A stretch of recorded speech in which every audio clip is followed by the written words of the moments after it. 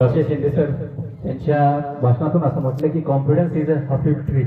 यानंतर महाराष्ट्रातील सुप्रसिद्ध व्याख्याते दातृत्वाचं तेज वक्तृत्वाचं हो ज्यांच्या ठाई स्थित आहे, सुसंस्कृत आचरणाने निस्वार्थी समाजीकरण ज्यांच्या जगण्याची रीत आहे, शिवव्याख्याते प्राध्यापक दवले सर यांना मी व्याख्यान देण्यासाठी आमंत्रित करतो। आपण टाळ्यांच्या गजरात सरांचं पुन्हा एकदा सहर्ष स्वागत करायचंय।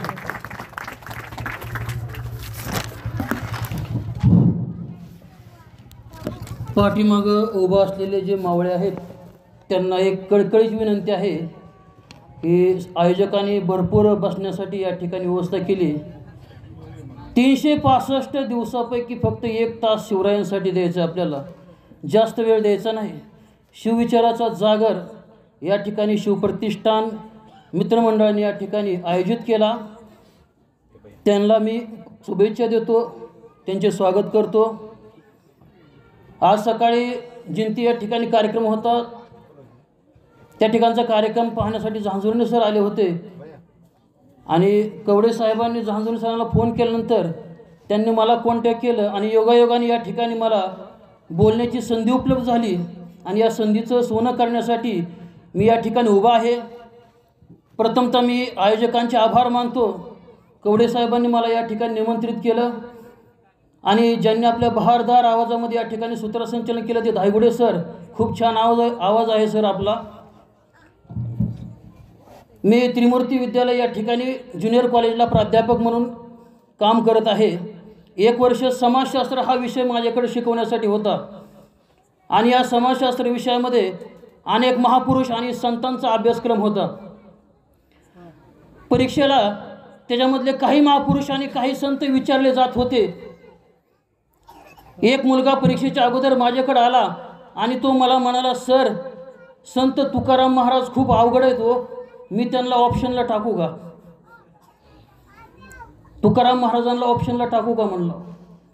दुसऱ्या संतांचा किंवा महापुरुषांचा अभ्यास केला तरी मी पास होईन म्हणलं। मी त्याला म्हणलं, बाळा तू आज संत तुकाराम महाराजांना ऑप्शनला टाकायला गेला, विचार कर तुकाराम महाराजांनी हा महाराष्ट्र ऑप्शनला टाकला असता तर ह्या महाराष्ट्राची काय अवस्था झाली असती। अरे शब्दांची ताकद ज्यांनी या महाराष्ट्राला दाखवून दिली, आम्हा घरी धन शब्दाचीच रत्ने, शब्दाचीच शस्त्रे यत्न करू, शब्दचे आमच्या जीवाचे जीवन, शब्दे वाटू धन जन लोका, ही शब्दाची ताकद समाजाला सांगणारे तुकाराम महाराज, आणि त्यांना तू ऑप्शनला टाकतो, हे तर ठीक होतं। एक विद्यार्थी माझ्याकडे आला आणि तो म्हणाला मला, सर IMP प्रश्न सांगा, ह्या परीक्षेला शिवाजी महाराज पडणार आहेत का संभाजी महाराज पडणार आहेत? मी म्हणलं, नालायका, ज्यांनी महाराष्ट्र उभा केला त्यांना तू पाडायला निघालाय। असे विद्यार्थी आणि आमच्या महापुरुषांचा अभ्यास फक्त मार्कापुरता केला जातोय। छत्रपती शिवाजी महाराज आज आमच्या इतिहासामध्ये राहिले नाहीत, संभाजी महाराज तर 4 ओळीपुरते शिल्लक राहिलेले आहेत। कर्नाटकला मात्र छत्रपती शिवाजी महाराज 100 मार्काला विषय शिकवला जातो, पण महाराष्ट्रामध्ये शिकवला जात नाही, ही आमची शोकांतिका आहे, लक्षात घ्या। मग त्या विचारांचे धडे जर आजच्या युवकांना मिळाले नाहीत, मग उद्याचे छत्रपती शिवाजी महाराज आणि उद्याचे संभाजी महाराज कसे उभं राहणार? अरे या देशासाठी आपल्या प्राणांची आहुती देणारे स्वातंत्र्य सैनिक भगतसिंग, सुखदेव, राजगुरू सारखे विद्यार्थी कसे उभं राहणार? म्हणून हा शिवविचाराचा जागर असतो आणि म्हणून आम्ही प्रत्येक ठिकाणी, सर सुरुवातीच्या कालखंडामध्ये मी 1 रुपयाही न घेता शिवविचाराचा जागर सुरू केला होता। 12 वर्षे नोकरी करतोय, शासनाचा 1 रुपया सुद्धा अजून पगार नाही। म्हणून जे काय मला संयोजक, मी कोणताच कार्यक्रम कधीच टाळत नाही, मला वेळ जर असेल अगदी रात्रीचा असो कधी असो, मी शिवजागर केल्याशिवाय राहत नाही। आणि संयोजक जे मानधन देतात ते मी स्वीकारतो। मी काय 40,000, 50,000, 20,000, 30,000 अशातला वक्ता नाही, पण शिवरायांचे विचार लोकांपर्यंत पोहोचवण्यासाठी मी 100% सक्षम आहे, लक्षात घ्या। आमच्या महाराष्ट्रामध्ये काय झाले, आमचेच लोक आमचा इतिहास विसरायला लागलेले आहेत। आज बघा ना तुम्ही, आमचे विद्यार्थी मी शाळेमध्ये बघतो, आम्हाला सुद्धा माहीत नसतात, ते व्हॅलेंटाईन डे साजरे करतात, चॉकलेट डे साजरा करतात, रोज डे साजरा करतात, प्रपोज डे साजरा करतात, प्रॉमिस डे साजरा करतात, हग डे साजरा करतात। काय दिवस येते. आणि त्यांना जर म्हटलं गुढीपाडवा कधी असतो सांगता येत नाही त्यांना. का? आमच्या संस्कृतीपासून आम्ही दूर चाललोय. अरे 150 वर्ष इंग्रजांची गुलामगिरी सहन केली, ती आमच्या लादली गेली होती. आज आमच्या कुणाची गुलामगिरी नाही, पण आम्ही ओढवून घ्यायला सुरुवात केली. मी काय याच्या विरोधातलं नाही. तुम्ही पाश्चात्य सण सुद्धा लक्षात ठेवले पाहिजेत, पण आपली संस्कृती विसरता कामा नाही लक्षात. आणि काय जे प्रॉमिस डे, काय प्रॉमिस डे असतो तुमचा? अरे संध्याकाळी प्रॉमिस केलेलं सकाळच्या त्याच्या लक्षात राहत नाही, ह्याला प्रॉमिस डे म्हणतात का? प्रॉमिस डे कशाला म्हणतात? प्रॉमिस डे साजरा झाला होता घोडखिंडीमध्ये 12 जुलै 1660ला. छत्रपती शिवाजी महाराज विशाळगडाकडे निघाले आणि जाताना बाजीप्रभू देशपांडे छत्रपती शिवाजी महाराजांना म्हणाले, लाख मेले तरी चालतील, पण राजे लाखाचा पोशिंदा जगला पाहिजेत. राजे तुम्ही विशाळगडाकडे कूच करा. जोपर्यंत तोफेचा आवाज माझ्या कानावरती पडणार नाही तोपर्यंत बाजी खिंड सोडणार नाही. तोफेचा आवाज झाला, अरे इकडे बाजीचं सर तुटलं, पण बाजीचं धड समशेर फिरत राहिलं. याला म्हणतात प्रॉमिस डे. असा प्रॉमिस आजपर्यंत कोणी साजरा केलाय का प्रॉमिस डे? असा दुसरा डे काय साजरा करतात अलीकडे? Hug day. हग डे म्हणजे मिठी मारणे. मित्र मित्रांना मिठी मारतात, मैत्रिणी मैत्रिणींना मिठी मारतात. अरे हग डे 450 वर्षापूर्वी प्रतापगडावरती साजरा झाला होता मिठी मारण्याचा. 10 नोव्हेंबर 1659ला प्रतापगडावरती जो हग डे साजरा झाला होता. जाऊन विचारा त्या अफजल खानाला हग डे कसा असतो. बगले तर दाबलं मानेला, बगले तर दाबलं मानेला, चाहूल लागली शिवबाला, चाहूल लागली शिवबाला, वागणक्या चढल्या हाताला, वागणक्या चढल्या हाताला, टरटरा फाडलं पोटाला, टरटरा फाडलं पोटाला, रजी रजी जी जी जी जी. हा हग डे प्रतापगडावरती साजरा झाला होता. आपण आपली संस्कृती विसरता कामा नाही लक्षात घ्या. कारण आपण जर आपली संस्कृती विसरलो तर पुन्हा पाश्चात्यांची गुलामगिरी आपल्यावरती निर्माण झाल्याशिवाय राहणार नाही. तरुण पिढीसाठी सगळ्यात महत्त्वाचा संदेश आहे. आजचे तरुण मोबाईलमध्ये जास्त व्यस्त आहेत. शिवचरित्राचा अभ्यास करा. अपयश आल्यानंतर, खचल्यानंतर लढायचं कसं, पुढं जगायचं कसं, हे शिवचरित्रामधून आपल्याला शिकायला मिळतं. पूर्वीचा मावळा लवकर उठे, मैदानी पळा सुटे, मस्तक फुटे पण पिचे ना हटे. अरे पूर्वीचा मावळा लवकर उठे, मैदानी पळा सुटे, मस्तक फुटे पण पिचे ना हटे. आताचा मावळा उशिरा उठे, बिअरबार गाठे, मस्तका दारूची बाटली फुटे पण दारू ना सुटे.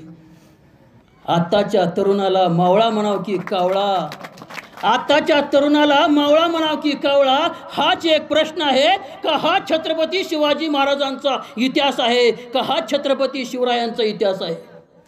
वाईट वाटतं 60 वर्षाच्या म्हाताऱ्या बापाला आपल्या 30-35 वर्षाच्या मुलाचं प्रेत खांद्यावरती घेऊन जावं लागतं. त्यावेळेस या काळजाचे तुकडे तुकडे होतात. काही परिस्थिती निर्माण झाली का छत्रपती शिवरायांचा आदर्श आम्ही विसरलो. आम्ही जर छत्रपती शिवरायांचा आदर्श विसरलो नसतो तर ही परिस्थिती कधीच निर्माण झाली नसती. आज आई वडील यांना मुलं विसरत आहेत.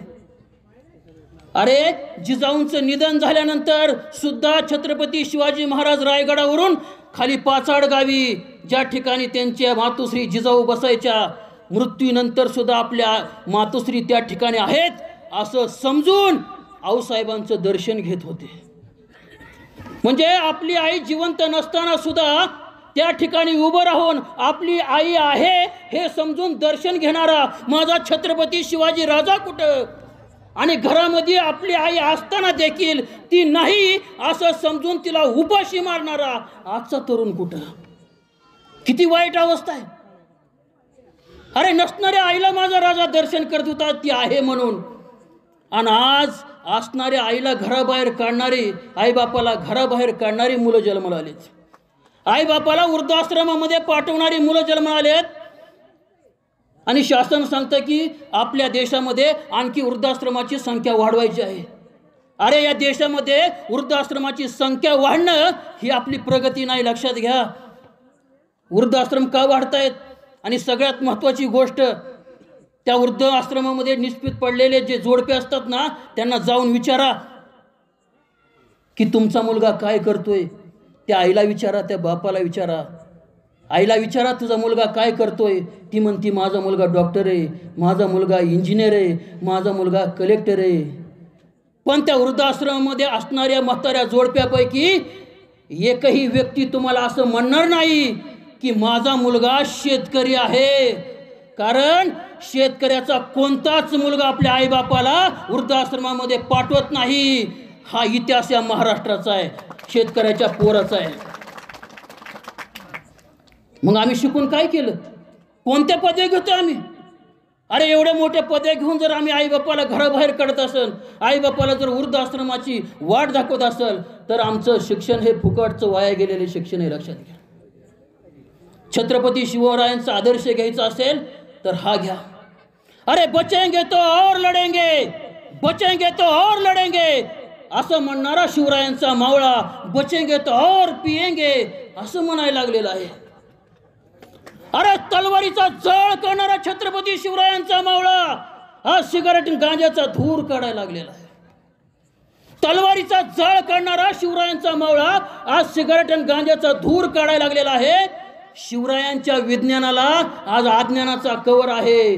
अरे शिवरायांच्या विज्ञानाला आज अज्ञानाचा कवर आहे. का हा छत्रपती शिवरायांचा इतिहास आहे? का हा छत्रपती शिवरायांचा इतिहास आहे? आजच्या तरुणाकडे बघितलं, नाव त्याचं शेरू, पण हो 16 वर्षी पितो दारू. नाव बलवीर, पण ह्याच्याकडे बघितलं हातापायाच्या काड्या आणि पोट डिळ. मला आनंद वाटतोय मी कात्रज भागामध्ये, कारण बऱ्याच वेळा मी बघत असतो कात्रजची जी मुलं येतात 80 ते 90% मुलं पहिलवान असतात, लक्षात घ्या. कारण माझं बारीक निरीक्षण आहे, आमच्या हायस्कूलला आणि कॉलेजला बरीच कात्रजची मुलं आहेत. खरं तुमच्यासाठी एकदा जोरदार टाळ्या झाल्या पाहिजेत, कारण हीच खरी ताकद अंगामध्ये असली पाहिजेत, लक्षात घ्या. हातामधल्या भविष्याच्या रेषा तुमचं आयुष्य कधीच बदलत नाहीत, लक्षात घ्या. ह्या रेषांच्या खाली जी मनगट आहे ना, मनगट, ही तुमचं भविष्य बदलत असतं. ह्या मनगटामध्ये किती ताकद आहे आणि तुमचा मेंदू किती सशक्त आहे हे तुमचं आयुष्य घडत असतं. हातावच्या रेषा कधीच आयुष्य घडवत नाहीत. अरे नशीब तो उनके भी बनते हैं जिनको हाथ भी नहीं होते हैं. हात नसणारा सुद्धा नशीब बनतंय. विचार करा, इथं लाईटचं पोल आहे आणि त्याच्या तारा गेलेल्या आहेत, बरोबर आहे. एक लाईटच्या पोलची तार आहे का आपल्या अंगणामध्ये टाकलेली तार असते. एका तारेमध्ये करंट आहे. ज्या तारेमध्ये करंट नसतो ना त्याच्यावर लोक लंगोटी निजारी वाळाय टाकतात, आणि ज्या तारेवर करंट आहे त्याच्यापासून 4 हात लांब न चलत असतात. तो करंट आपल्या मनगटामध्ये असला पाहिजे.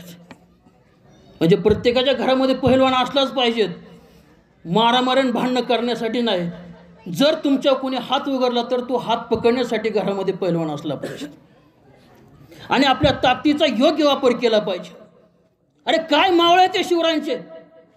संभाजी कावजी कोंडाळकर तलवारीला धार लावायचं काम करायचं, आणि एक वर्षी गडावरती तलवारीला धार लावत असताना 50 तलवारीला धार लावली आणि बघतोय तर का शत्रू सैन्य गड चढायला सुरुवात केली. 50 तलवारी समोर आहेत, पण गडाला लढता येत नव्हतं, कारण तलवार बाजी तो शिकलाच नव्हता. मग तलवारीने काय करणार? पण हातोडा मारतो चांगला फिरत होता. पण त्याने विचार केला, खालनं आलेला सैनिक तर 2 आणि 3 हजार आहे, हातोड्याने आपण कवर लढणार आहे. बघा मावळ्याच्या अंगात ताकद किती होती.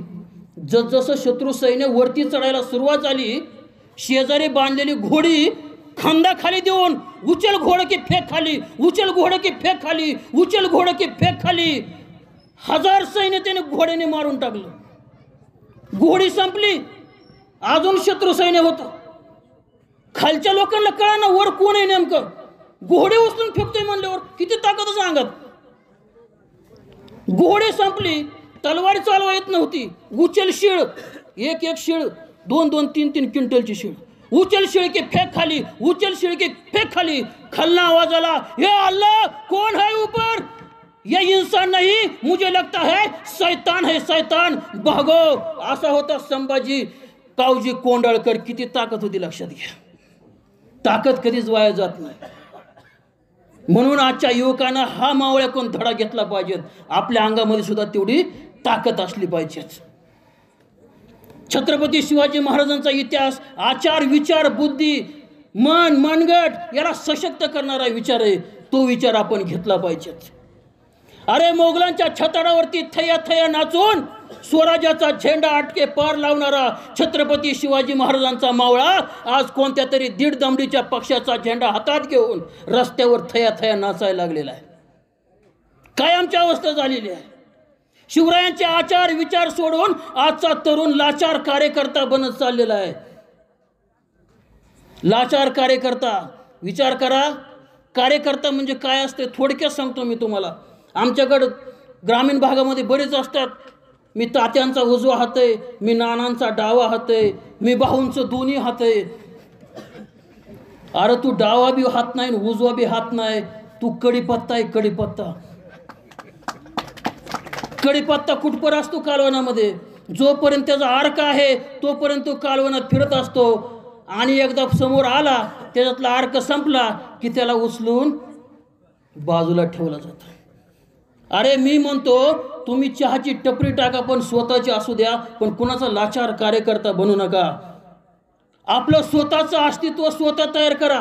शिवाजी महाराज एकदा घोड्यावरून जात असताना घोड्यावरून खाली पडले, तसे मावळे त्यांना उचलायला धावले. लहान होते तेव्हा, पण जिजाऊंनी वर्ण पाहिल्याने सांगितलं अजिबात त्यांना उठवू नका. थोड्या वेळाने शिवबा सावरले उठले आणि चलत चलत महालामध्ये आले आणि जिजाऊंना म्हटले आऊसाहेब ते लोक मला उचलत होते त्यांना उचलून दिलं नाही, तुम्हीही आम्हाला उठवण्यासाठी आला नाही असं का. त्यावेळेस आऊसाहेबांनी त्यांना सांगितलं शिवबा प्रत्येक आयुष्यात प्रत्येक व्यक्ती आपल्या आयुष्यामध्ये काही ना काही कारणाने खाली पडत असतो, पण पडलेल्या व्यक्तीला कुणाच्या तरी आधाराची जर गरज असेल तर तो व्यक्ती आयुष्यात कधी स्वतःच्या पायावरती उभा राहू शकत नाही. शिवचरित्रामधून पहिला धडा घ्या, स्वतःच्या पायावरती उभं राहायला शिका. प्रत्येक राजाच्या दरबारामध्ये नर्तकी नाचली हा जगाचा इतिहास आहे. प्रत्येक राजाच्या दरबारात नर्तकी नाचली हा जगाचा इतिहास आहे. पण स्वराज्याच्या दरबारात एकदाही नर्तकी नाचली नाही हा छत्रपती शिवरायांचा इतिहास आहे. हा छत्रपती शिवरायांचा इतिहास आहे. आबाजी सोनदेवनं कल्याणवरती स्वारी केली, लढला, चांगला लढला, पण येताना एक नालायकपणा केला. त्यांनी कल्याणच्या सुभेदाराची सून उचलून आणली आणि उचलून आले तर तेवढं बी थांबला नाही, दरबारात आला आणि शिवरायांना म्हणला राजा तुमच्यासाठी मी एक नजराणा आणलाय. आता नजराणा म्हणल्यावर राजांना वाटतं काय हिडे जड जवारीत काहीतरी आणलंच नाही. पेश करायला सांगितलं. पेश केले तर त्यांनी ती कल्याणच्या सुभेदाराची सून छत्रपती शिवरायांच्या समोर उभी केली. ती सुंदर स्त्री होती. तिची सुंदरता पाहून माझा राजा काय म्हटला, अशीच असती आमची माता सुंदर रूपवती, अशीच असती आमची माता सुंदर रूपवती, आम्हीही सुंदर दिसलो असतो वदले छत्रपती, आम्हीही सुंदर दिसलो असतो वदले छत्रपती.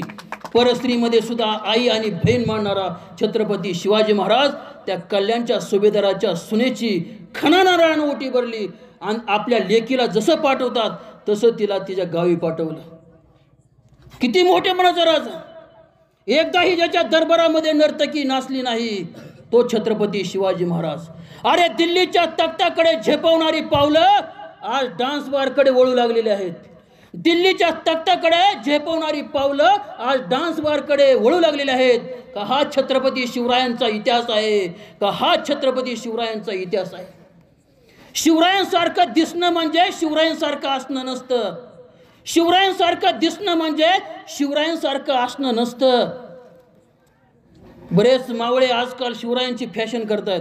दाढी कोरायची, शिवगंध चंद्रकोर कपाळाला लावायची, कानामध्ये बाळी घालायची आणि संध्याकाळी मरणाची दारू प्यायची. हा छत्रपती शिवरायांचा अपमान आहे, लक्षात घ्या. छत्रपती शिवरायांसारखं दिसणं म्हणजे शिवरायांसारखं असणं नसतं. शिवरायांसारखे दिसू नका, पण शिवरायांसारखे बनायला शिका. शिवरायांसारखे दिसू नका, पण शिवरायांसारखे बनायला शिका. शिवरायांना डोक्यावर घेऊ नका, शिवरायांना डोक्यात घालायला शिका. शिवरायांना डोक्यात घालायला शिका. परस्त्रीला आई आणि बहीण माना, हीच आपली संस्कृती आहे. परस्त्रीला आई आणि बहीण माना, हीच आपली संस्कृती आहे. आणि हाच छत्रपती शिवरायांचा खरा इतिहास आहे. आणि हाच खरा छत्रपती शिवरायांचा इतिहास आहे. आज प्रत्येक आईला वाटतं माझ्या घरामध्ये सुद्धा शिवाजीसारखा बाळ जन्माला आला पाहिजे. पण खरं संस्कार तसं असतात का हो? आई म्हणते बाळ तू शिवाजी बनायचं असतं, आपल्या मुलाला म्हणते. आई म्हणते बाळ तू शिवाजी बनायचं असतं. बाबा म्हणतात बाळ तू शिवाजी बनायचं असतं. पण पोरग शाळेला निघालं की आई म्हणते कुणाच्या आद्यात पडायचं नसतं, कुणाच्या मध्यात पडायचं नसतं, आपल्या पुरतंच आपण बघायचं असतं. आणि आई म्हणते बाळ तू शिवाजी बनायचं असतं. आणि बाबा म्हणतात बाळ तू शिवाजी बनायचं असतं. पोरग सहलीला निघालं की आई म्हणते एसटीच्या मधोमध बसायचं असतं. पुढून ठोकलं तरी मागून ठोकलं तरी आपण सुरक्षित वाचायचं असतं. आणि आई म्हणते बाळ तू शिवाजी बनायचं असतं. आणि बाबा म्हणतात बाळ तू शिवाजी बनायचं असतं. बाबा म्हणतात कुणाच्या कार्यक्रमाला जायचं नसतं, गेलं तरी लांब उभं राहायचं असतं. आणि भांडणं लागली की पळून घरी यायचं असतं. आणि आई म्हणते बाळ तू शिवाजी बनायचं असतं. आणि बाबा म्हणतात बाळ तू शिवाजी बनायचं असतं. बाबा म्हणतात थंडीमध्ये कुडकुडायचं नसतं, पावसामध्ये भिजायचं नसतं, उन्हामध्ये तळायचं नसतं, टीव्ही समोर बसून कार्टून बघायचं असतं. आणि आई म्हणते बाळ तू शिवाजी बनायचं असतं. आणि बाबा म्हणतात बाळ तू शिवाजी बनायचं असतं. हे बाळच एक दिवशी चिडतं आणि म्हणतं आई आई मी शिवाजी बनायचं असतं. बाबा बाबा मी शिवाजी बनायचं असतं. पण त्याआधी बाबा बाबा तुम्ही शहाजी बनायचं असतं. आणि आई आई तू जिजाऊ बनायचं असतं. त्यावेळेस मी शिवाजी बनायचं असतं. अरे शिवाजी हे नाव कधीतरी उलट वाचून बघा. त्यावेळेस होतं जीवाशी. जो राजा हयात आयुष्यभर जीवाशी खेळ खेळत आला त्याचं नाव शिवाजी आहे. आणि हा राजा महाराष्ट्रात जन्माला आला, हा आपला सगळ्यांचा स्वाभिमान आणि अभिमान आहे, लक्षात घ्या. अनेक देशामध्ये लोक म्हणतात की छत्रपती शिवाजी महाराज जर आमच्या देशात जन्माला आले असते तर संपूर्ण जगावरती आम्ही राज्य केलं असतं. मग आम्ही काय आदर्श घेतला शिवरायांपासून? फक्त शिवजयंतीला 1 तास व्याख्यान ऐकायचं, घरी गेलं की आपलं परत आहे ते चालू ठेवायचं. मुलं आचार विचार, आजचं तलवारीचं युद्ध नाही. आणि छत्रपती शिवाजी महाराज बरेच जण तलवारी घोडे ढाल इथपर्यंत ठेवल्यात, याच्या पलीकडचे शिवाजी महाराज लक्षात घ्या. धर्मनिरपेक्ष राजा, कधीच धर्माचा स्वाभिमान माझ्या राजाला नव्हता. म्हणून जगामधल्या अनेक लोकांनी त्यांचं गुणगान केले आणि आपल्या देशामधल्या लोकांनी सुद्धा, वेगवेगळ्या धर्माच्या लोकांनी. शिवजयंती आली की आपल्याला पोवाडा आठवतो, बरोबर आहे ना? ओम नमो जगदंबे नमन तुझ आंबे करून प्रारंभे. ओम नमो जगदंबे नमन तुझ आंबे करून प्रारंभे. डपावर थाप तुंतुण्याचा, डपावर थाप तुंतुण्याचा, शाहीर हा महाराष्ट्राचा प्राण, शाहीर हा महाराष्ट्राचा प्राण. शिवप्रभूच गात गुणगान जी रे जी जी जी, शिवप्रभूच गात गुणगान जी रे जी जी जी जी. पण मला सांगा हो, छत्रपती शिवाजी महाराजांचा पहिला पोवाडा कोण लिहिला? माहिती कुणाला? छत्रपती शिवरायांचा पहिला पोवाडा कोणी लिहिला? मासा पाणी खेळे गुरु कोण त्याचा, मासा पाणी खेळे गुरु कोण त्याचा, कुळवाडी भूषण पोवाडा गातो शिवबा जी रे जी जी जी जी जी. वाह, टाळ्या वाजवा यांच्यासाठी. 3.5 पानाचा प्रदीर्घ पोवाडा. क्रांतीसूर्य महात्मा ज्योतिराव फुले जे माळी समाजामध्ये जन्माला आले होते, त्यांनी छत्रपती शिवाजी महाराजांचा पहिला पोवाडा लिहिला. रायगडावर गेलते, छत्रपती शिवाजी महाराजांची समाधी सापडत नव्हती. लहुजी वस्ताद साळवे यांच्या तालमीमधले मल्ल घेऊन गेले. घाणेरीची सगळे झाडं तोडून टाकली. छत्रपती शिवाजी महाराजांची समाधी शोधून काढली महात्मा ज्योतिराव फुलेंनी. आणि पुण्यामध्ये छत्रपती शिवाजी महाराजांची पहिली जयंती साजरी करणारे सुद्धा महात्मा ज्योतिराव फुलेत. हा इतिहास सुद्धा आपल्याला माहिती असला पाहिजे. बरं, पहिला पोवाडा महात्मा फुलेंनी लिहिला, ठीक आहे, मग दुसरा कोण लिहिला हे तर माहित असेल आपल्याला. एक रात्री सह्याद्री हसला, एक रात्री सह्याद्री हसला, हसताना दिसला आनंद त्याला कसला, आनंद त्याला कसला. चिवचिवाट झाला पाखरांचा, चिवचिवाट झाला पाखरांचा, शिवनेरीवर जन्म झाला शिवबाचा जी जी जी जी, शिवनेरीवर जन्म झाला शिवबाचा जी जी जी जी जी जी. छत्रपती शिवाजी महाराजांचा दुसरा पोवाडा बार्शीचे लोकशाहीर अमर शेख यांनी छत्रपती शिवाजी महाराजांचा दुसरा पोवाडा लिहिला, जे मुस्लिम समाजाचे, लक्षात घ्या. आणि छत्रपती शिवाजी महाराजांचा तिसरा पोवाडा प्रथम मायभूच्या चरणा, प्रथम मायभूच्या चरणा, शिवरायांच्या चरणा, वंदोनी गातो कौना हो जीर जी जी जी, वंदोनी गातो कौना हो जीर जी जी जी जी जी. छत्रपती शिवाजी महाराजांचा तिसरा पोवाडा लोकशाहीर, शिवशाहीर, साहित्य सम्राट अण्णाभाऊ साठे यांनी छत्रपती शिवाजी महाराजांचा तिसरा पोवाडा लिहिला. फक्त महाराष्ट्रापुरतेच नाही तर छत्रपती शिवाजी महाराजांचा पोवाडा रशियाच्या चौकात चौकात हातात डब घेऊन जर कोणी वाजवला असेल तर ते लोकशाहीर अण्णाभाऊ साठे, लक्षात घ्या. यांच्यासाठी आणखी एकदा टाळ्या वाजवा. हेच आपण शिकायचे, लक्षात. हा इतिहास आपल्याला माहीत नसेल तर काय त्याचा अर्थ लक्षात घ्या. आता तीनही व्यक्ती वेगळ्या समाज आहेत. शिवाजी महाराज मराठा समाजाचे आहेत, पण पहिल्यांदा छत्रपती शिवाजी महाराजांचा पोवाडा महात्मा फुले, दुसरा अमर शेख आणि तिसरा अण्णाभाऊ साठेंनी लिहिला. कर्मवीर भाऊराव पाटील या महाराष्ट्राच्या मातीमध्ये रयत शिक्षण संस्थेची स्थापना केली. छोटंसं रोपटं लावलं होतं, आज त्याचा वटवृक्ष झालाय. अनेक अनाथांची, गरिबांची मुलं त्यात शिक्षण घेत आहेत. आज त्याचा बाजार झाला, ही वेगळी गोष्ट आहे. पण कर्मवीर भाऊराव पाटलांनी ही गोरगरिबांच्या मुलांसाठी मोफत शिक्षण देण्यासाठी स्थापन केलेली रयत शिक्षण संस्था आहे. आणि एक त्यांनी या गरीब मुलांसाठी वसतिगृह काढलं होतं आणि त्या वसतिगृहाला नाव दिलं होतं छत्रपती शिवाजी महाराज वसतिगृह. काम अर्ध झालं होतं, अर्ध काम बाकी होतं. 2 लाख रुपयांची कर्मवीर भाऊराव पाटलांना गरज होती. अनेकांच्या हातापाया पडले. गोरगरीब मुलांचं शिक्षण करायचंय, त्यांना राहण्यासाठी वसतिगृह उभा करायचंय, थोडी मदत करा, थोडी मदत करा. पण कोण मदत करायला त्यावेळेस तयार नव्हतं, कारण बऱ्याच लोकांनी त्यांना पहिली मदत केलेली होती. शेवटी एक इंग्रज अधिकाऱ्याला कळल्यानंतर तो इंग्रज अधिकारी कर्मवीर भाऊराव पाटलांकडे आला आणि तो म्हणला, भाऊराव तुम्हाला 2 लाख काय 4 लाख रुपये मी देतो. कर्मवीर भाऊराव पाटील इतके खुश झाले. ते म्हटले, अरे माझ्या गोरगरीब मुलांचं शिक्षण होत असेल तर हा भाऊराव पाटील आपल्या कातड्याचे जोडे काढून तुमच्या पायात घालायला तयार आहे. माझ्या गोरगरीब मुलांचं शिक्षण होत असेल तर हा भाऊराव पाटील तुमच्यासाठी जीव द्यायला तयार आहे. तसं तो अधिकारी म्हणला, भाऊराव पाटील मला तुमच्या कातड्याचे जोडे नकोत किंवा तुम्ही माझ्यासाठी जीव द्यायची सुद्धा गरज नाही. फक्त एक छोटंसं काम तुम्ही माझ्यासाठी करा. ते म्हणले, काय? तुम्ही त्या वसतिगृहाला जे छत्रपती शिवाजी महाराज नाव दिले ना ते काढा आणि त्या ठिकाणी माझं नाव द्या. किती आनंद झाला होता कर्मवीर भाऊराव पाटलांना.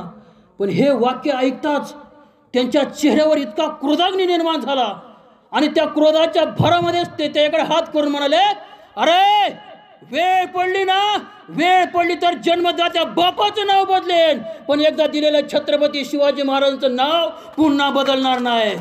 हे कर्मवीर भाऊराव पाटील जैन समाजाचे होते, लक्षात घ्या. किती आदर होता माझ्या राजाबद्दल कर्मवीर भाऊराव पाटलांना. भगतसिंग, सुखदेव, राजगुरू ज्यांना फाशीची शिक्षा झाली होती आणि ज्या दिवशी फाशीची शिक्षा होणार आहे त्या दिवशी तिघही जेलच्या बाहेर त्यांना काढण्यात आले. विचार करा, काही वेळानंतर आपल्याला फाशी होणार आहे. फाशी होणाऱ्या माणसाचा चेहरा कसा असेल? पण भगतसिंग आणि सुखदेव राजगुरूकडे पाहिल्यानंतर कोणाला वाटणार सुद्धा नव्हतं की हे फासावर चालेत. इतके आनंदी होते. आणि फासावर जाताना त्या जेलपासून ज्या ठिकाणी फाशी शिक्षा द्यायची त्या ठिकाणात जाईपर्यंत या तिघांच्या मुखामध्ये गीत होतं, गीत. कोण गाणं म्हणेल का फसवण्याची टायमाला? आणि ते गाणं बी कोणाच होतं? माझ्या राजाचं होतं. जिस चोले को पहन शिवाजी खेले अपनी जान पे, जिसे पहन कर झांसी वाली मिट गई अपनी आन पे, आज उसी को पहन के निकला हम मस्तों का टोला, मेरा रंग दे बसंती चोला, माही रंग दे बसंती चोला, मेरा रंग दे बसंती चोला.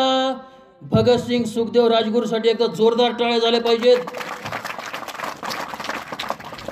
हे भगतसिंग शीख समाजाचे होते, लक्षात घ्या, जे छत्रपती शिवाजी महाराजांना आपला आदर्श मानत होते.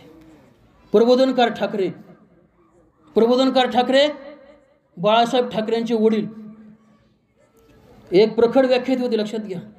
त्यांनी छत्रपती शिवरायांबद्दल एक उद्गार काढले. छत्रपती शिवाजी महाराज इतके मोठे होते, इतके मोठे होते, इतके मोठे आहेत की त्यांच्या पुढं 33 कोटी देवांची फलटण सुद्धा गारद होते. हे म्हणणारे प्रबोधनकार ठाकरे, लक्षात घ्या. 33 कोटी देवांपेक्षा सुद्धा श्रेष्ठ स्थान छत्रपती शिवाजी महाराजांना देणारे प्रबोधनकार ठाकरे होते. समाजामधील अनेक लोकांनी राजाचा स्वीकार केला. डॉक्टर बाबासाहेब आंबेडकर म्हणतात, या देशाची राज्यघटना लिहित असताना मला जास्त कष्ट सहन करावे लागले नाहीत, कारण छत्रपती शिवाजी महाराजांचं स्वराज्य माझ्या डोळ्यासमोर होतं. छत्रपती शिवाजी महाराजांवर हिंदी, मराठी आणि इंग्रजी या तीनही भाषेमध्ये 3-3 तास व्याख्यान करणारा या महाराष्ट्रामध्ये एकच व्याख्याता होता. त्यांचं नाव डॉक्टर बाबासाहेब आंबेडकर आहे.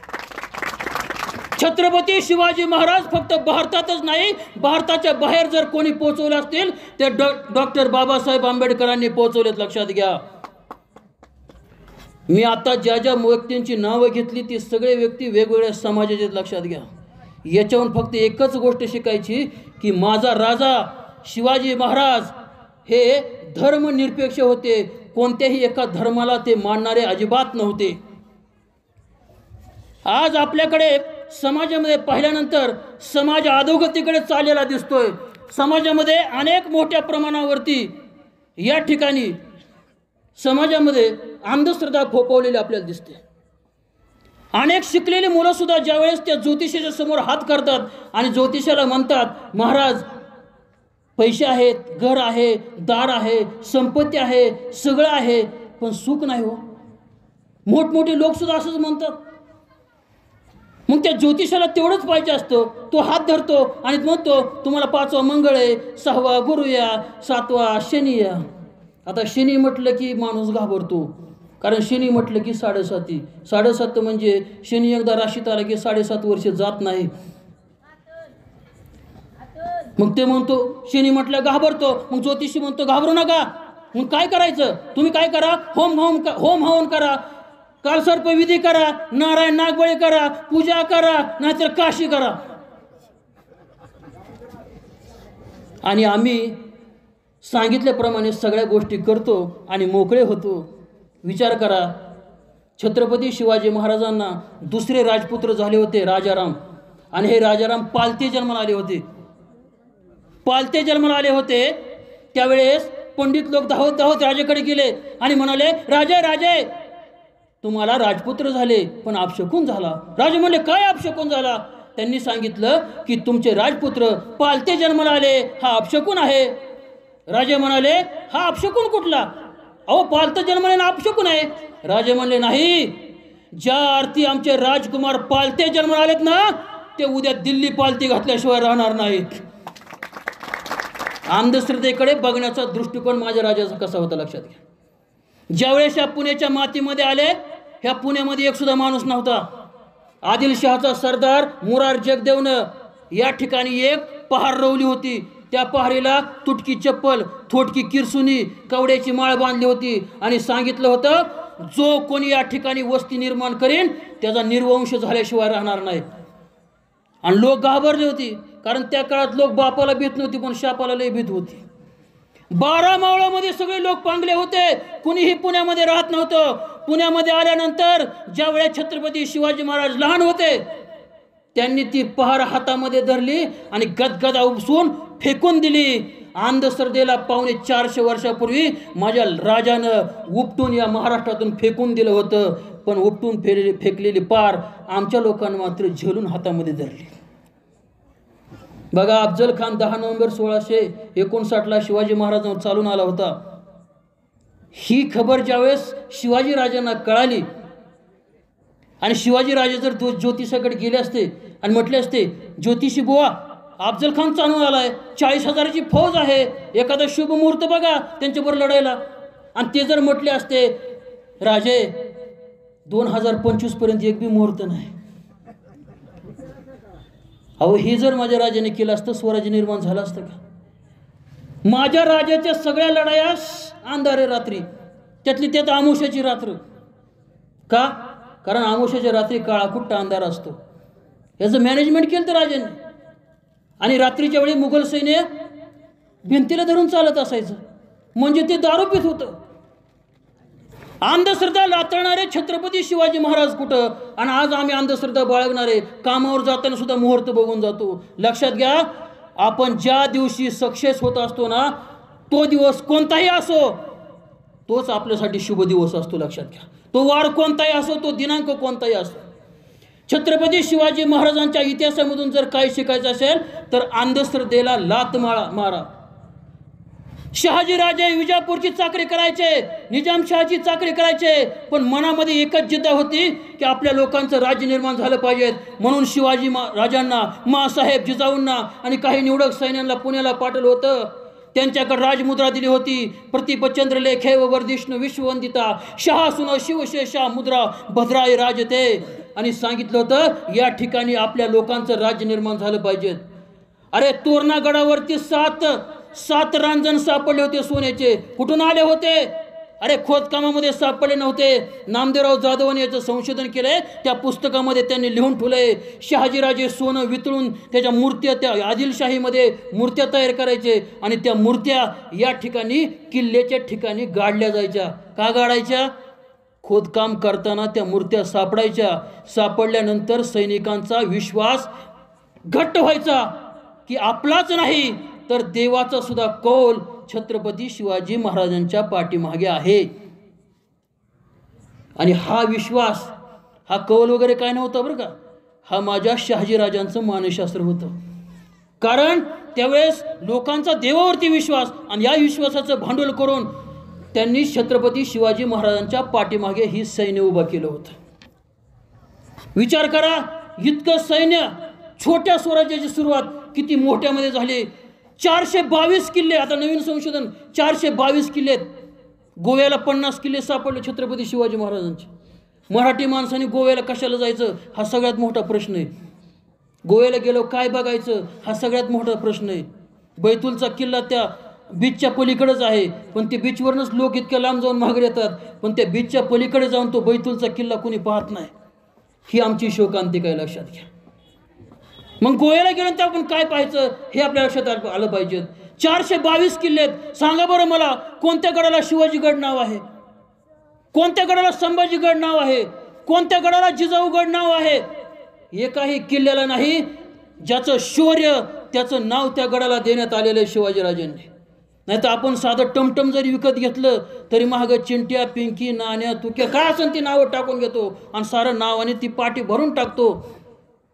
मग माझा राजा किती महान होता, स्वतःला कधी कोणत्याही कामाचं श्रेय स्वतःला घेतलं नाही, ते त्या मावळ्याला देऊन टाकलंय. म्हणून मावळे त्यांच्यासाठी मरायला सुद्धा तयार होते. आई जिजाऊ शेवटपर्यंत सावलीसारखी त्यांच्या पाठीशी होती. प्रत्येक संकटामध्ये अफजल खान चालून आला, शिवाजी महाराजांनी दर्शन घेतलं, अफजल खानाला भेटायला चाललेत, आणि न राहून शिवाजी महाराजांनी न राहून जिजाऊंना म्हटलं, आऊसाहेब यदा कदाचित अफजल खानाच्या भेटीमध्ये जर आमचं बरं वाईट झालं तर तर तर आजची आई काय म्हटली असती? राज तुम्ही एकुलतं एक, तुमचं जर काय बरं वाईट झालं म्हातारपणे आम्ही कोणाच्या तोंडाकडे बघायचं? काय म्हणली जिजाऊ? मरण आले तरी चालेल पण शरण जाऊ नका. तुमचा भाऊ संभाजीला संपवणाऱ्या अफजल खानाला यमसदनी पाठवा. यदा कदाचित अफजल खानाच्या भेटीमध्ये जर तुम्ही कामी आलात, बाल संभाजीला आम्ही गादीवरती बसू आणि हे स्वराज्य उभा करू. ही कणखर आई होती म्हणून हे स्वराज्य उभं राहील, लक्षात घ्या. आणि ज्या मुलांच्या पाठीमागं आपले आई आणि बाप आहेत ना, त्या मुलांना आयुष्यात कधीच काहीच कमी पडणार नाही. फक्त आपल्या आईबापाला विसरू नका. आईबापाविषयी एक कवी खूप छान म्हणतो, ऐका ऐका दोस्तानो माय बापाची कहाणी, ऐका ऐका दोस्तानो माय बापाची कहाणी. बाप नारळी खोबर माई नारळाच पाणी, माई नारळाच पाणी.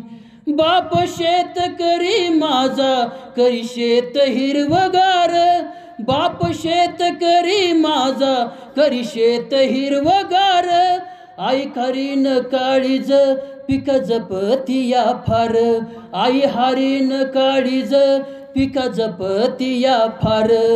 बाप शेताचा हो धनी, बाप शेताचा हो धनी, माय धन्याची हो राणी. माई नारळाच पाणी, माई नारळाच पाणी. हे आईबाप छत्रपती शिवाजी महाराजांच्या पाठीमागे होते म्हणून हे स्वराज्य निर्माण झालं. त्यामुळं शिवचरित्रामधून संदेश घ्या की आपल्या आईबापाला म्हातारपणापर्यंत शेवटपर्यंत सांभाळा. तुम्ही काशीला मथुरेला कुठं नाही गेलं तरी चालेल, तुमच्या घरामध्ये सगळे काशी मथुरा सगळे देव आहेत. त्यांचं दर्शन घेतलं 33 कोटी देवांचं दर्शन तुम्हाला झाल्यासारखं आहे, लक्षात घ्या. हे शिवचरित्रामधून आपल्याला शिकायचं. शिवबांचे मावळे कसे होते एक चांगलं उदाहरण तुमच्या समोर सादर करतो. शिवा काशीद आपल्याला माहिती असेल. 2 मार्च 1660 सिद्धी जोहरनं पन्हाळगडाला वेढा दिला होता आणि आतमध्ये गुंतले होते छत्रपती शिवाजी महाराज. शिवाजी महाराजांना आशा होती की जुलै महिन्यामध्ये पाऊस चालू होईल आणि एकदा पाऊस चालू झाला वेढा ढिला पडन आणि आपल्याला गडावरून खाली जाता येईल, कारण जुलै महिन्यापर्यंत जाईल एवढी रसद गडावरती शिल्लक होती. मग राजाने तो प्लॅन केला. मार्च गेला, मे गेला, जून गेला, जुलै आला, पण पावसाळा सुरू झाला. पण सिद्धी जोहर खूप बेरकी होता. त्यानं इतका कडेकोट बंदोबस्त केला होता, मुंगीला सुद्धा गडावर जाता येणार नाही. आता गडावरची रसद संपत आली होती. शिवाजींना काहीतरी करणं भाग्याचं होतं, कारण की आता बाहेर कसं पडायचं. मग त्यांनी एक पत्र लिहिलं आणि ते पत्र सिद्धी जोहरला पाठवलं. आणि जसं ते पत्र सिद्धी जोहरला मिळालं, सिद्धी जोहर जाम खुश झाला, हसायला लागला आणि म्हणाला, एक बार आने दो इस दक्खन के चूहे को, सीधा पकड़ कर आदिल शाह के सामने पेश कर देता हूं. शिवाजी महाराजांनी त्यामध्ये लिहिलं होतं की आम्ही तुम्हाला भेटायला तयार आहे, तह करायला आम्ही तयार आहे. आणि तारीख ठरली, दिवस ठरला आणि त्या दिवशी छत्रपती शिवाजी महाराज सिद्धी जोहरला भेटण्यासाठी तयार होत आहेत तोपर्यंत पन्हाळ्याच्या खाली एक नेबापूर नावाचं गाव आहे. त्या गावामध्ये न्हावी समाजाचा शिवा काशीद नावाचा एक तरुण त्या ठिकाणी आला आणि सरळ राजाच्या दरबारात आला आणि राजाला म्हणला, राजा सिद्धी जोहरला भेटण्यासाठी मी जाणार. शिवाजी महाराज म्हणले, शिवा अजून तू राजकारणामध्ये नवीन आहेत, राजकारणाचे डावपेच तुला आणखी माहिती नाहीत, नादानपणा करू नकोस. तो म्हणला, मला काही माहिती नाही, माझ्यासारख्या 1000 शिवा काशीद मेले तरी चालतील, पण शिवरायांची या स्वराज्याला गरज आहे. शिवरायांना काय कळना. अरे काही दिवसापूर्वी स्वराज्यामध्ये दाखल झालेला हा व्यक्ती आज मरणाच्या तोंडात चाललाय. शिवाजी महाराजांनी सांगितलं, सिद्धी जोहरला भेटायला जायचं म्हणजे काय पाहुण्याला भेटायला जायचं नाही, दस्तर खुद्द यमाला भेटायला जायचं, यमाला. तसा शिवा काशीद म्हणाला, लाख मेले तरी चालतील, पण राज लाखाचा पोशिंदा जगला पाहिजेत, राज लाखाचा पोशिंदा जगला पाहिजेत. आता नाईलाज होता. शिवकाशीद आतमध्ये गेला, अंगरका घातला, जिरेटोप घातला, शिवगंध कपडा लावला, तलवार कमरेला लावली, बाहेर आला आणि शिवकाशीदकडे शिवाजी राजांनी पाहिलं आणि आश्चर्यचकित झाले. आपली स्वतःची प्रतिमा आपण आरशामध्ये पाहतोय का काय, हा बास शिवाजी महाराजांना झाला. कारण शिवाजी महाराजासारखा शिवाकाशीत दिसत होता. राजे आणखी एकदा म्हणाले, शिवाकाशीत आणखी एकदा विचार कर. पण शिवाकाशीत मात्र काय ऐकाय तयार नव्हता. तो सरळ राजांच्या पुढे गेला आणि राजांना गचकन मिठी मारली. कंठ दाटून आला, डोळ्यामधून अश्रू बाहेर येणार होतं, पण ते अश्रू तसे डोळ्यामध्ये रोखून धरले. जशी मिठी सैल झाली, शिवाकाशीत बाहेर आला. हृदयामधला त्याचा आतापर्यंत दाबून धरलेला हुंदका ढिला झाला. खळकण डोळ्यामधून अश्रू आले. शिवरायांच्या सुद्धा डोळ्यामधून अश्रू आले. कारण गेलेला शिवाकाशीत परत येतोय का नाही ही राजांना चिंता होती. शिवाकाशीतला पालखीमध्ये बसवलं आणि पालखीमध्ये बसून शिवाकाशीत सिद्धी-जोहरला भेटण्यासाठी गेला. आणि शिवाजी महाराज विशाळगडाकडे कूच झाले. इकडे बातमी अशी पसरली की शिवाजी महाराज सिद्धी-जोहरला भेटण्यासाठी निघून गेले. आणि जशी ही बातमी तह दिलेल्या सैन्यामध्ये पसरली तसा वेढा ढिल्ला झाला आणि ढिल्ल्या झालेल्या वेड्यामधून छत्रपती शिवाजी महाराज खाली निघून गेले. इकडं शिवाकाशीतला छत्रपती शिवाजी महाराज समजून सिद्धी-जोहरनं त्यांचं स्वागत केलं. इकडच्या तिकडच्या गप्पा चालू झाल्या. तेवढ्यात त्या ठिकाणी आगमन झालं फाजल खानाचं. आणि फाजल खान जसा आतमध्ये आला तसा फाजल खान शिवाकाशीतकडे पाहायला लागला. शिवाकाशीतकडे पाहायला लागला आणि थोड्याच वेळात तो त्याच्या जवळ गेला. त्याचा जिरटोप मागं सारला आणि म्हणाला, हुजूर हुजूर, ये शिवाजी महाराज नहीं है.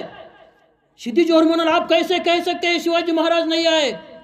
फाजल खान म्हणाला, हुजूर, जब शिवाजी महाराज हमारे अब्बू जान को मिलने के लिए आए थे. फाजल खान हा अफजल खानाचा मुलगा. जब शिवाजी महाराज हमारे अब्बू जान को मिलने के लिए आए थे, कृष्णाजी भास्कर कुलकर्णी ने उनके सिर पर वार किया था. उस वार का निशान इसके सर पर नहीं है. ए शिवाजी नहीं है, ये बहुरूपी है, बहुरूपी. अफजल खानाच्या पायाखालची जमीन सटकली. इतक्या दिवस वेढा दिला होता, किती संपत्ती खर्च केली होती आणि समोर बहुरूपी. सिद्धी-जोहरने विचारलं, सच सच बता तू कौन है. तसा शिवाकाशीत म्हणाला, मैं शिवाजी महाराज हूं. सिद्धी-जोहर चिडला आणि म्हणाला, सच सच बता तू कौन है. शिवाकाशीत म्हणाला, मैं शिवाजी महाराज हूं. शिवाकाशीतला उचलला, वधस्तंभाला बांधला. 100 भालाईत बोलवले. 100 भाले घेऊन 100 सैनिक शिवाकाशीतच्या चारही बाजून उभे राहिलेत. आणि अशा अवस्थेमध्ये सुद्धा सिद्धी-जोहर म्हणतोय, आखरी बार पूछ रहा हूं, सच सच बता तू कौन है. तसा शिवाकाशीत हसत हसत म्हणाला, मैं शिवाजी महाराज हूं. खस खस खस खस. अरे 100 भाले एकाच वेळी एका माणसाच्या शरीरामध्ये घुसले. रक्ताच्या चिळकांड्या सगळीकडे उडाल्या. रक्त रक्त रक्त. साऱ्या रक्तामध्ये माखला होता शिवाकाशीत. आणि सिद्धी-जोहर, फाजल खान खऱ्या शिवाजीला शोधण्यासाठी चाललेत.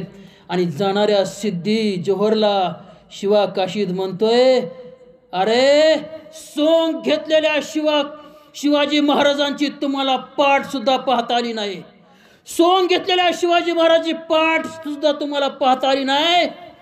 खऱ्या शिवाजी महाराजांचा विषय सोडून द्या. आणि त्या क्षणी शिवाकाशीत जमिनीवरती धपकन पडला. धपकन जमिनीवरती पडल्याबरोबर या जमिनीमधली मातीची धूळ वरती उडाली. आणि वरती उडालेल्या धुळीकडे बघत शिवाकाशीत म्हणाला, जा जा जाऊन सांग माझ्या राजाला, तुमचा शिवाकाशीत गेला. तुमचा शिवाकाशीत गेला. मातीत नाही गेला, या मातीसाठी गेला. या मातीसाठी गेला.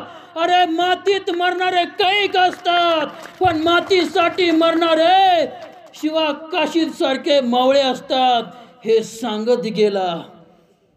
कोणत्या मावळ्याचं किती गुणगान सांगावं, दिवस पुरणार नाही. लक्षात घ्या, असे प्राण देणारे मावळे शिवाजी राजांबरोबर होते. शिवाजी राजाने नुसती मोहीम काढावी, मी जातो मी जातो मी जातो. अरे जातो म्हणजे काय, तिथं काय कार्यक्रम बघायला जायचंय का गौतमी पाटीलचा. मी जातो मरायला जायचंय मरायला. अरे जगाच्या इतिहासामधली पहिली घटना आहे जिथं लोक मरणाची स्पर्धा करतायत, मरणाची. आणि ही स्पर्धा फक्त शिवरायांच्या स्वराज्यातच झाली, नंतर झाली नाही. संभाजी महाराजांनंतर आम्ही बदनाम करून टाकलं. संभाजी महाराजांचं नुसतं नाव जरी घेतलं, श्रीलंपट, व्यसनी, जुगारी, दारुडा, अरे किती किती वाईट. ज्ञानेश्वरांनी ज्ञानेश्वरी सांगितली वयाच्या 16 वर्षी, पण वयाच्या 14 वर्षी जीवनाचं चिरंतन तत्व सांगणारा बुधभूषणम नावाचा ग्रंथ माझ्या संभाजीराजाने लिहिला. काय सांगितलं त्यात? दूतच्च सुराच्च मांसाचे वेशा पापादी चोर परदार सेवा यतानी सप्त व्यसनानी सप्त नरसुदर नरक नयंती. दूतच्च जुगार खेळू नका, सुराच्च दारू पिऊ नका, मांसाच्च मांसाहार करू नका, वेश्या गमन करू नका, परकीय स्त्रीची सेवा करू नका आणि चोरी करू नका. हे 7 कर्म करणारे व्यक्ती म्हणजे नरकाचे द्वार असते. वयाच्या 14 वर्षी ज्या राजाने लिहिलं, हे सगळे आरोप त्या माझ्या राजावरती लावण्यात आले. गुरुची महिमा सांगताना म्हणतात, अज्ञान कृष्ण सर्पेन दंशिता भुई मानवा त्वेषा जीवन है तर ते नवमी जांगुली गुरु.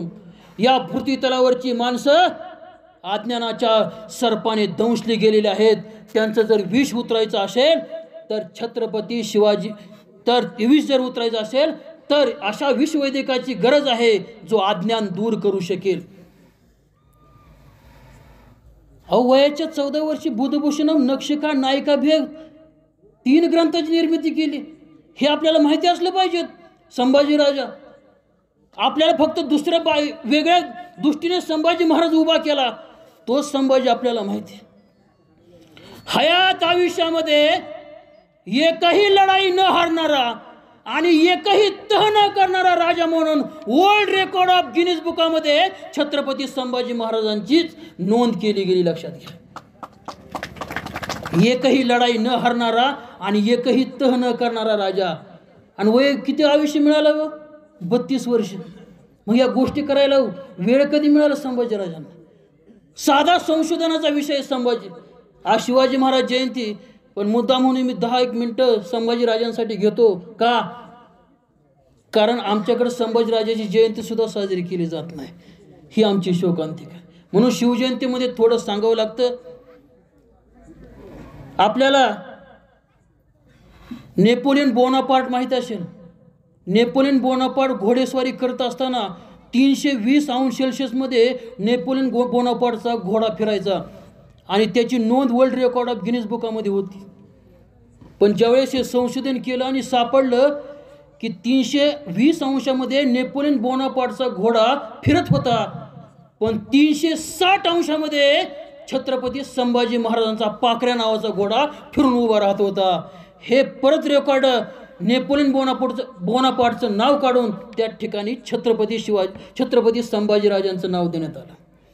किती ताकद असं ना अंगामध्ये, विद्वत्ता किती होती. छत्रपती शिवाजी महाराजांच्या राज्याभिषेकाला इंग्रज लोक आले होते. आता त्यांना काय मराठी भाषा येत होती का? हिंदी सुद्धा येत नव्हती. मग ते राज्याभिषेक आल्यानंतर त्या ठिकाणी त्यांना जर काय विचारायचं असेल तर त्यांना सांगणारा, इंग्रजी समजणारा माणूस कोणतरी पाहिजेत ना तिथं.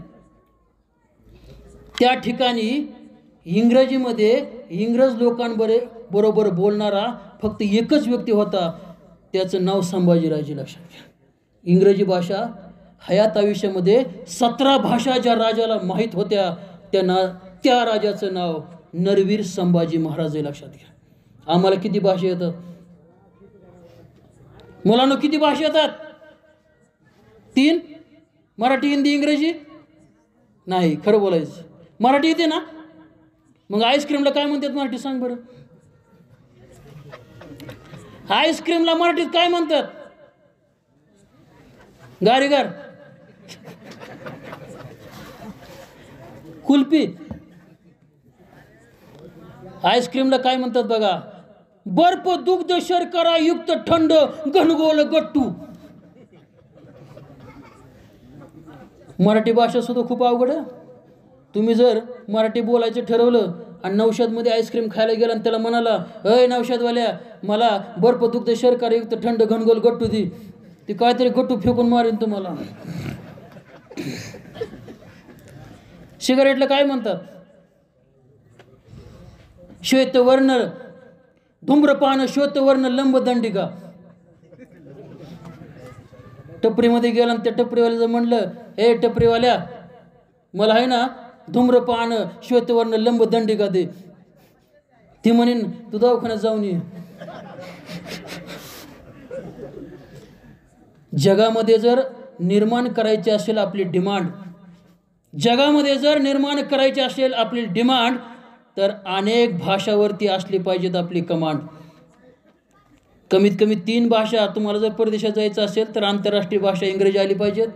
भारतामध्ये फिरायचं असेल तर राष्ट्रभाषा हिंदी आली पाहिजेत. अरे त्या कालखंडामध्ये जर संभाजी महाराज 17 भाषा शिकत असतील, आज काय अवघड आहे, मोबाईल सगळ्या भाषा शिकता येतात. पण आमचा पबजी कुणी खेळायचा? ज्या मुलांच्या हातामध्ये पुस्तक पाहिजेत त्या मुलांच्या हातात आज मोबाईल आलाय. आणि आई सांगते, आमचा पप्पा आहे ना मोबाईल दिल्याशिवाय जेवतच नाही. आता ही अभिमानाची गोष्ट आहे का? सांगा मला. विचार करायची गोष्ट आहे. लक्षात घ्या, इतकी भयानक अवस्था झाली. माणसं शेजारी शेजारी बसली तरी एकमेकाशी बोलत नाहीत, ते मोबाईलमध्येच गुंग असतात.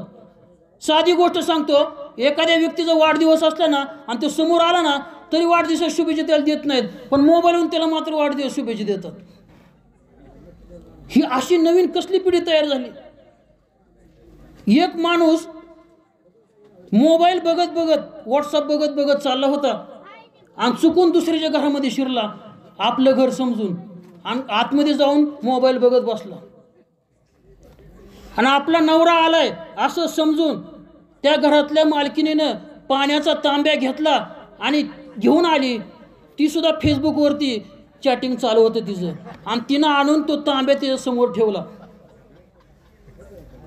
दुसऱ्याचा पती घरामध्ये आला, पण तो आपलाच आहे असं समजून ती सुद्धा फेसबुकमध्ये परत गुंग झाली. आणि थोड्या वेळामध्ये तिचा खरा नवरा घरामध्ये आला. खरा नवरा घरामध्ये आला, त्याचं सुद्धा व्हॉट्सअप चालू होतं, बघतच आला होता. आणि बघत बघत तो आपल्या घरात शिरला आणि समोर दुसरा माणूस दिसला आणि म्हणला, सॉरी हा, चुकून तुमच्या घरामध्ये आलोय. किती कोणत्या गोष्टीचा किती वापर करावा हे सुद्धा तितकंच महत्त्वाचं. एक माणूस मोबाईल बघत बघत जेवत होता आणि म्हणला, काय भाजी केली, मीठ नाही याला, तिखट नाही याला, कसली भाजी केली या? तशी पत्नी म्हणली, ती मोबाईल बाजूला ठेवा, वरण समजून तुम्ही पाण्यातच भात बुडून खाताय. मोबाईल वापरला पाहिजेत. मोबाईल हे शस्त्र या, चांगले बी आहे आणि वाईट बी आहे. याचा चांगला वापर केला तर तुम्ही कोणतीही गोष्ट शिकू शकता, पण याचा वाईट वापर जर केला तर आपली पिढीसुद्धा बर्बाद होऊ शकते. दिल्लीमध्ये हॉस्पिटल तयार झाले मोबाईल बाधित रुग्णांसाठी. पहिलं हॉस्पिटल आहे हे, पहिलं आहे, पण मला वाटतं येत्या 4-5 वर्षात प्रत्येक राज्यामध्ये हॉस्पिटल तयार होतील. कारण मोबाईल कुठं अटॅक करतो लक्षात घ्या. मोबाईल हा आपल्या हृदयावरती आणि दुसरा आपल्या मेंदूवरती. आणि हृदय आणि मेंदू किती महत्त्वाचे लक्षात घ्या. 2 महत्त्वाच्या गोष्टीवरती अटॅक करते. आणि लहान मुलांचा जर हा मोबाईल त्याच्यावर अटॅक झाला तर त्या मुलांचं मेमरी हँग होती, हात थरथर कापतायत. खूप वाईट अवस्था आहे. कुठपर्यंत आपण त्याचा वापर करायचा हे सुद्धा महत्त्वाची गोष्ट लक्षात घ्या. संभाजी राजांना पाहत असताना एक गोष्ट तरी लक्षात ठेवा, जर आपल्याला त्यांना चांगलं मानता येत नसेल तर दुसऱ्या कुणाचं ऐकून कमीत कमी संभाजी महाराजांची बदनामी तरी झाली नाही पाहिजे. अरे श्रीलंपट असते, धूम्रपान करणारे असते, दारुडे असते तर झुकले असते ना औरंगजेबाच्या समोर, आणि काय म्हटले असते, माफ करा, माझे सगळं स्वराज्य तुम्हाला द्यायला तयार आहे, पण मला मारू नका. अरे झुकलं नाही. ज्या राजाचं डोळं काढलं, कानामध्ये शिसं ओतलं, जीभ कापली, पण हा राजा शेवटपर्यंत ताट मानेने उभा होता. औरंगजेबाने औरंगजेब सुद्धा एक पुस्तक लिहायचं, त्याची दैनंदिन लिहायचा, आणि त्या दैनंदिनीमध्ये त्याने लिहून ठेवलंय, माझ्या हातून एक खूप मोठी चूक झाली की मी संभाजी राजांसारख्या कर्तृत्ववान वीर पुरुषाला मारलं, ही चूक माझ्याकडून व्हायला पाहिजे नव्हती. आता औरंगजेब जरी शत्रू असला ना, त्या काळचे शत्रूसुद्धा कदर करणारे शत्रू होते, लक्षात घ्या. अफजल खानाला मारल्यावर त्याची समाधी तिथंच प्रतापगडाच्या पायथ्याशी उभा केली. राजाने काय संदेश दिला? मृत्यूनंतर वैर संपत. शेवटचा मुद्दा तुम्हाला सांगतो आणि थांबतो. 3 एप्रिल 1680ला छत्रपती शिवाजी महाराजांचा रायगडावरती मृत्यू झाला, आणि मृत्यू झाल्यानंतर ही बातमी औरंगजेबाच्या सैनिकाला समजली, आणि तो आनंदाने पळत गेला औरंगजेबाकडे, आणि औरंगजेबाला म्हटला, हुजूर हुजूर, शिवाजी महाराज का इंतकाल हो गया, हुजूर शिवाजी महाराज का इंतकाल हो गया, बड़ी खुशी की बात है, बड़ी खुशी की बात है. औरंगजेब काय म्हणा? चुप चुप. ज्या औरंगजेबाचे छत्रपती शिवाजी महाराज शेवटपर्यंत शत्रू होते, पण मृत्यूनंतर औरंगजेबाने आपल्या सैन्याला खडसावले आणि म्हणतोय, जोपर्यंत छत्रपती शिवाजी महाराज जिवंत होते आमची राजकीय लढाई होती. तो आपल्या नमाजच्या रुकोता पाडायच्या घरामध्ये आला, त्याने चटई अंतरली आणि चटईवरती गुडघे टेकवले आणि वरती हात केले, आणि तो म्हणाला, हे अल्लाह, हे अल्लाह, तेरे जन्नत के दरवाजे खुले रखना, तेरे जन्नत के दरवाजे खुले रखना. माँ बहनों की इज्जत करने वाला, सभी लोगों का अपना राज्य निर्माण करके देने वाला तेरा नेक बंदा तेरे पास आ रहा है. तेरे जन्नत के दरवाजे खुले रखना, तेरे जन्नत के दरवाजे खुले रखना. अरे दुश्मनाला सुद्धा हेवा वाटावा असा माझा राजा छत्रपती शिवाजी महाराज होता. छत्रपती शिवाजी महाराजांचा आदर्श घ्यायचा असेल, एक 4 ओळी सांगतो की आज काय परिवर्तन केलं पाहिजेत, आपल्या मुलांना काय खाऊ घातलं पाहिजेत. कुरकुरे की आ गई है बहार, बच्चों बच्चों का हो गया है मुख्य आहार. कुरकुरे की आ गई है बहार, बच्चों बच्चों का हो गया है मुख्य आहार. मिले तो कहते हैं हुआ चमत्कार, ना मिले तो कहते हैं हुआ अत्याचार. कुरकुरे मिले तो कहते हैं हुआ चमत्कार, ना मिले तो कहते हैं हुआ अत्याचार. अरे अपने फूल जैसे बच्चों को कुरकुरे जैसा जहर खिलाओगे तो इस देश के लिए फिर से शिवाजी महाराज और संभाजी महाराज कैसे पैदा करोगे, कैसे पैदा करोगे. जय जिजाऊ, जय शिवराय, जय शंभूराजे. कर्तृत्ववान माणसाचं वैभव दिसतं, पण कर्तृत्ववानाच्या मागे दडलेला अंधार कोणाला दिसत नाही. त्या अंधाराला छेद देऊनच कर्तृत्ववान माणसं समाजात मोठी होतात. संपन्न व्यक्तिमत्व शिवव्याख्याते आदरणीय प्राध्यापक गवले सर यांचा या ठिकाणी आदिनाथचे संचालक किरण कवडे देशमुख आणि आदरणीय मच्छिंद्र नाना लगडे पाटील यांच्या शुभ